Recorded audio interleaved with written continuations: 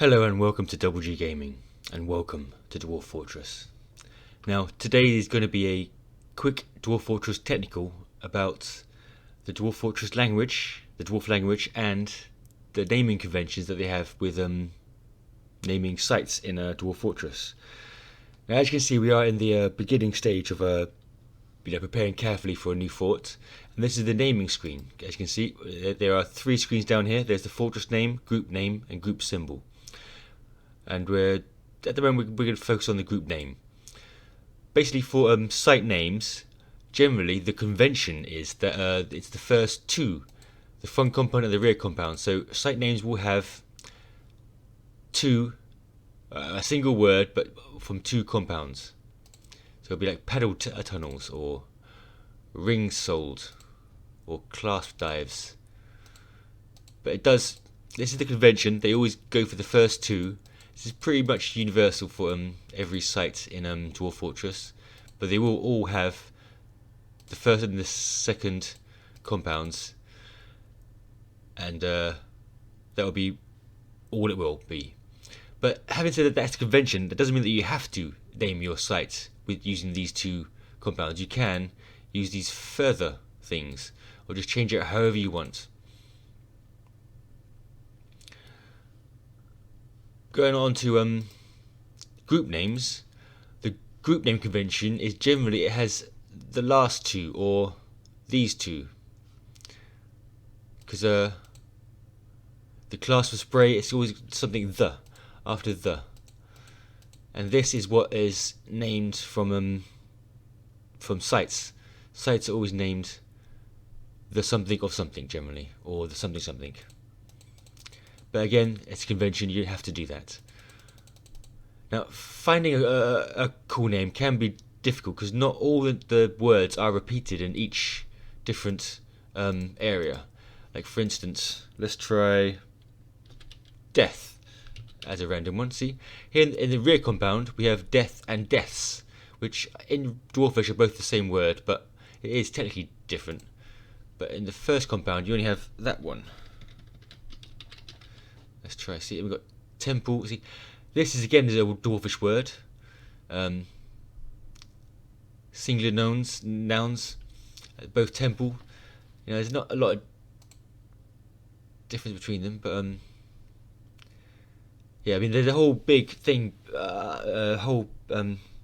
big convention underneath about what each word means and how they are incorporated together. Like the Dwarven language in Dwarf Fortress is highly developed. So I mean, generally when you start a temple or tavern in your fortress, you get this same screen. And when I name my temples, I like to call them something, you know, that just rings a bell with me. Like I am a big Terry Pratchett fan. So whenever I have my undedicated temple,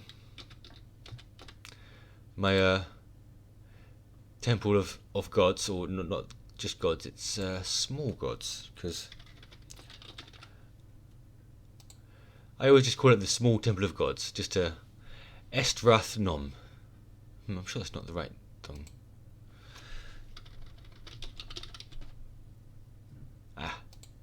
Estmornom, that's what I normally call it. But yeah, you can name it whatever you want to, but I do like to try and find good names which mean a lot more to me and can be used. But yeah, this is the convention for naming, and you can do the same thing in group names, or for any of your taverns or temples that you build within your fortress.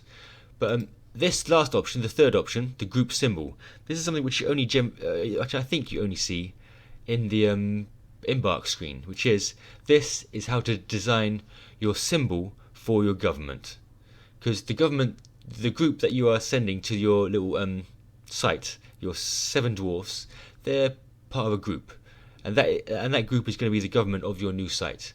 So you can give them a nice symbol, you know, of something. Let's say we'll have unnumbered dwarfs, so we put 0 for dwarfs and say it's image of dwarfs. And we can give it an object as well. Let's say No, let's say shape. Mountain, yes. It's an image of dwarves and a mountain. The dwarfs are admiring the mountain. See? The mountain is burning. See, all the elements that you put into the image are incorporated at the start, and then what they're doing, their relationships and actions, is incorporated afterwards. And you can also name the image. This is the name of the image of your government, so it's the same thing as previously. I'm not sure there's any conventions with this, but yeah, you can get the symbol for your local government and the name of the symbol. Discard. Right, so that is look at this. Obviously, all these rules are they are just guidelines, because all the conventions for Dwarven naming is just conventions. They're not actually, hard and fast rules. So you don't actually have to stick to them. So whatever you are naming your fortress, try and name it something cool and something that you want. And whenever you name a group, same thing. And the symbol, stick something funny in there always.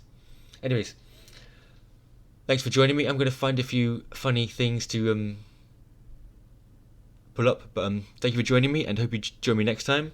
Please like and subscribe. If you have any comments or suggestions, please leave them below. I would love to read them. Thank you very much, and goodbye. It's a funny one. It's an image of goblins and dwarfs. The dwarfs are being flayed by the goblins. The goblins are being tortured. The dwarfs are laughing. The goblins look dejected. Yes. Yeah, that'd be a good symbol for a government. But anyway, hope you enjoyed your time here. Join me next time. Like and subscribe. Thank you very much, and goodbye.